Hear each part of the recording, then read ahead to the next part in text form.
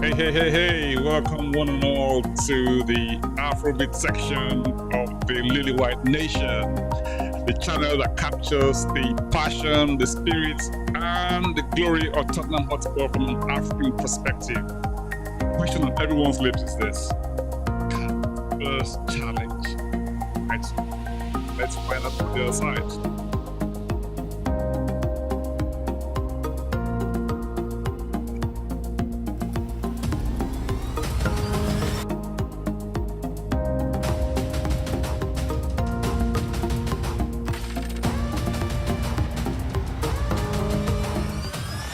Come on, ye Spurs. Come on, ye Spurs, indeed. Can Spurs challenge for the title? Chuma, welcome to the program. How are you? Oh, I'm fabulously good. I'm in good spirits, and the answer for me is yes and no. Okay, this is like the classic sitting on the fence. Chuma, yeah, sitting on the fence again. Come on, you come out with it. It's a yes and a no, because you have to balance these things out. You can't Hold be that thought for a moment. So do the housekeeping, and then we'll come back to it in a minute. Come on, tell us. As always. Welcome. As Shoji said earlier on, welcome to the Afrobeat section of the Lily White Nation. We are Common Ye Spurs TV. We talk about Tottenham. We look at Tottenham with a pair of Nigerian eyes. And this is us welcoming you to the channel. If you're here for the first time, please subscribe, smash the notification bell. Oh, sorry. Smash the like button, click on the notification bell to let you know anytime we put out new content. Comment, share, tell us what you like about the channel, tell us what you want us to improve as well. And as always, it's Come On Ye Spurs. David Clark. I know, right? It's just a test anyway, so yeah. Yes. So yes, welcome back. This has been the word on the street for a while now, and a lot of people are maybe a little hesitant to bring Spurs into that conversation, and for good reason too. Because okay, this is Ange's first season in charge. We haven't been thereabouts since Pochettino times. And that looks like historic times now. I mean, but if we look at what Spurs are doing now, it just points to that's where things seem to be going. Think about it. When the reporters asked Ange Postecoglou, well, you guys are like 1 point away from top four. I mean, from the guys in the fourth position, and he goes, "Hang on, we're only 3 points away from the top." So that's where he's heading. I mean, he's not looking anywhere else, is he? Really? What do you reckon? Yeah, like we said off air, he has no ceiling, and I think that is the mark of a winner. That is the mark of a progressive coach, is to not place any limits. The sky isn't the limit, or the limit is not the sky. You can go beyond. You shoot for the stars. If you miss it, you fall on the moon. That is what winners say. That is what people who are building towards a bright future say. And that's how they act as well. So he's not only saying it, he's acting in that way. And his team, Spurs as we have them now, are executing in that way. There is no limit to what Spurs can do in this season. We wish for the best. But well, it's a good thing you mentioned that, because for every team to mount a title challenge, you have to have some key ingredients in that equation, don't you? I mean, we kind of came up with 3 ingredients, didn't we? We said what? Coach and direction, right? And then we also mentioned the fact that the mindset and the confidence of the team, and we talked about the systems and goals, isn't it? So those 3 things are the things that we kind of mentioned. Let's start with the coach and with the coaching, like the coaching thing, and the direction that the Spurs are facing are right now. Now, there's no doubt whatsoever that whoever watches Tottenham knows that this is how Tottenham play. We've got a DNA that we play to. I mean, that's why people are singing, "I'm loving Big Ange instead," everywhere. Anytime you go to the stadium, and you can hear the passion. You can feel that no matter what team he puts out, no matter who's playing what position, everybody is giving their all, and they're playing in the same way.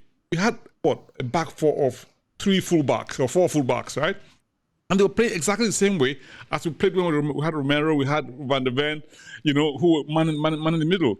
And Bissouma went off, Madison went off, brought in Højbjerg, Skip, and Bentancur. It didn't change the way we played, you know. Some went away to to Asian Cup. We brought in Timo Werner. It didn't change the way we played, you know. We're still the dominant team. Whenever we play teams, haven't seen any team outpossess us so far this season. Have you? I mean, maybe apart from once. You know, we played what, almost 21 games or 22 games in the season so far. That is phenomenal. I mean, what do you have to say to that? Yeah, I completely agree with what you say, but it comes down to this. I look at the coach as the person who defines the identity. In the same way you could have in a two-parent home, you have the father and the mother. The father sets the tone for how stable that house will become, you know. And there's no saying the mom won't do the same, but the father is the one. He's the leader. He's the one who plots the direction of the family. Ange is that kind of, and he's literally like a father figure in the Spurs, in the Spurs team. He is a father figure. He speaks to them in that kind of way. He's distant and not friendly, but he's friendly enough that you can have certain conversations. But he's very motivational, and he makes moves that forge more identity. Everything about him is about character and identity. He doesn't talk about football skills because in terms of his priority, he puts those things first. Are you capable of having the kind of character to work hard?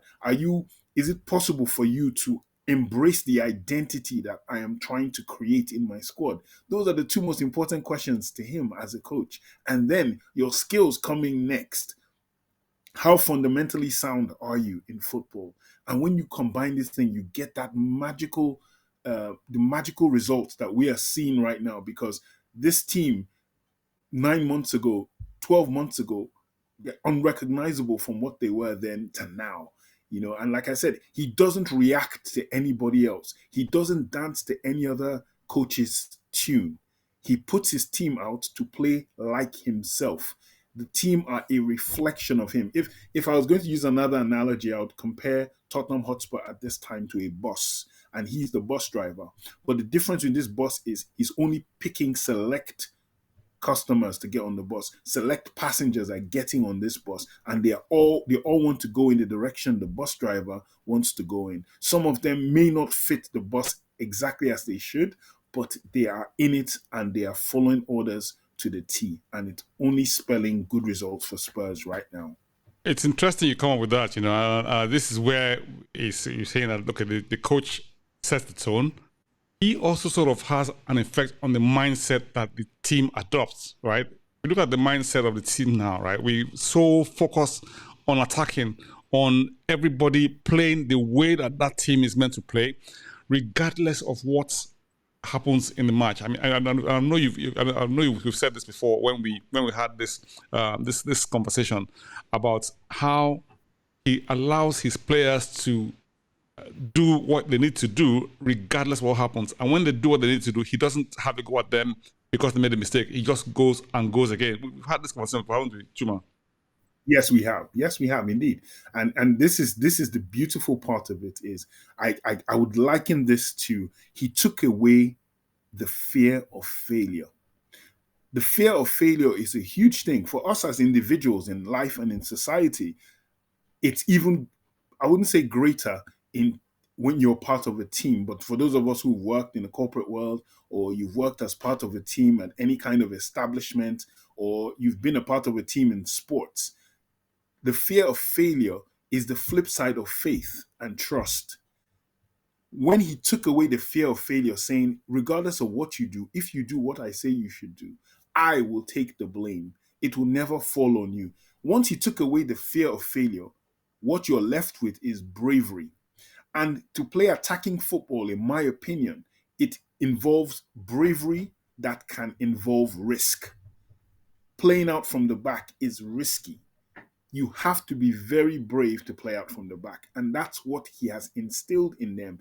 Every single player. And it's building. It's not something that happened instantaneously, but it's something that they watched and observed, that every time they got it right, it's sort of like a feedback loop into themselves that we can continue to do this. We'll keep doing this. And he's looking at them saying, don't try and do anything else.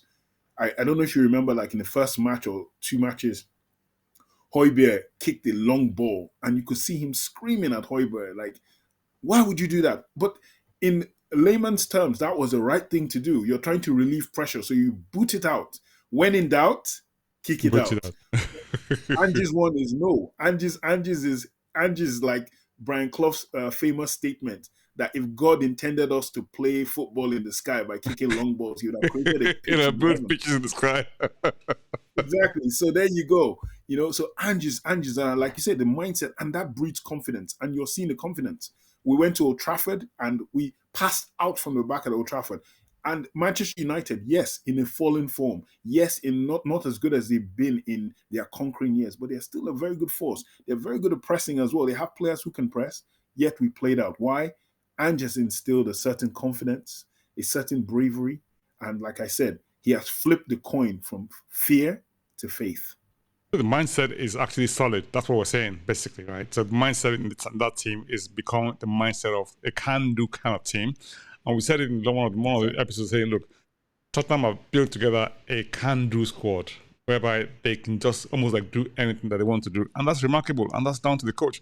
It brings us on to the third element of this thing where we talk about systems versus goals. Now, we know that Ange has a way that he plays, right? And he also has this thing about goals that most people always sort of, the way they set goals is like, look, he says, look, I don't go out giving those guys any goal. I just said to them, you go to the next match, you win the next match, and we'll see where we are at the end of the season. Which essentially is setting them goals or saying win every match. in not too many words, But for me, that is such a remarkable spirit to have, to go into any match to say, look, we want to go into this match and win the game, regardless of who you're facing. And that has been the tone that has been set throughout this season so far. We went to City.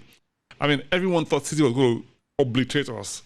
I mean, how he came away with the result in that match is remarkable, Okay, fine, we came up with a draw in the end. But it still could have gone our way. I mean, given where that, we were not at our best. We didn't have our key players available. We're almost like a second string team in quotes, right?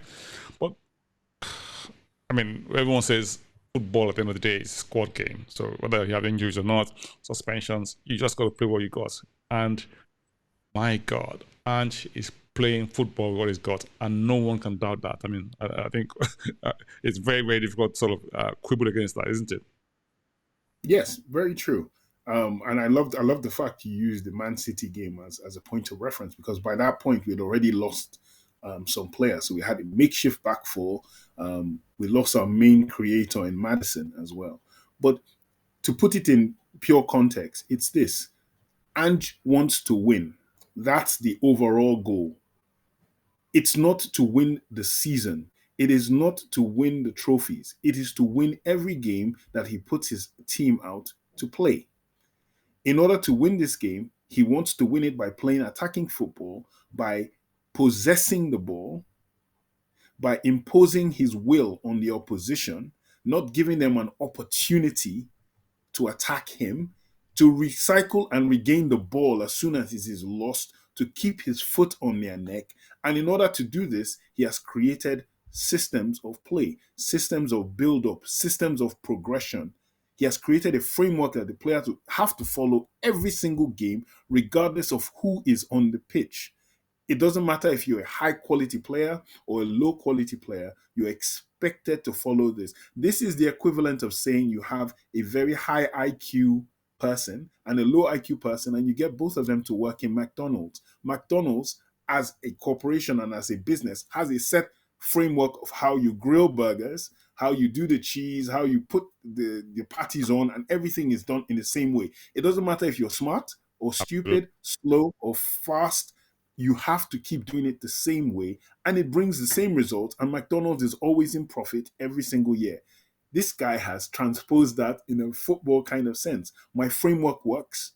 You keep doing it. It doesn't matter who does it. It will fit whatever you do. Your skill set will fit it. And the end goal at the end is we'll keep winning games. And the more games you win, or the most games won in a season, wins the title and it wins the cups. Interesting. So in conclusion, where do you see Tottenham at the end of the season? Are we coming away with a Premier League title, or are we going to run shots? In not too many words. I mean, I see Tottenham winning as many games as possible, and let the chips fall where they were, where they will, for winning as many games as possible to the end of the year. that's a classic politician's answer, isn't it? Is the Angeball answer? I've not given them I've not given them a ceiling. I've not given them a floor. I'm saying win every single game, and let's see what happens at the end of the season. And that's what I wish for them. They win the majority of their games in the running to the end of the season. It will be interesting to see what happens at the end of the season. Guys, we'd love to hear from you. I know that people who have divergent views on this, extreme views either way, would very much love to hear from you. Leave your comments and thoughts in the comment section below. Like, share, and subscribe to the channel, and we'll see you on the other side. In the meantime, come on, ye Spurs. Come on, ye Spurs.